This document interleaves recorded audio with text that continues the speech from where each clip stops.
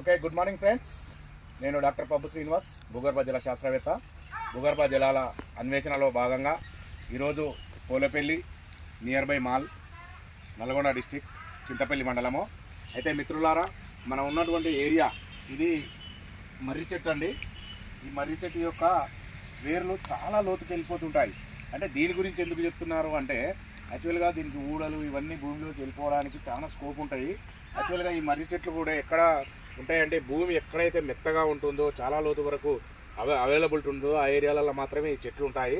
ఈ మర్రి చెట్లు ఉన్న దగ్గర కూడా దాదాపుగా గ్రౌండ్ వాటరు ఖచ్చితంగా ఆ ఏరియాలలో కరెక్ట్గా సర్వే చేస్తే ఖచ్చితమైనటువంటి వాటర్ అవైలబిలిటీ ఉండడానికి అవకాశం ఉంది మిత్రులారా.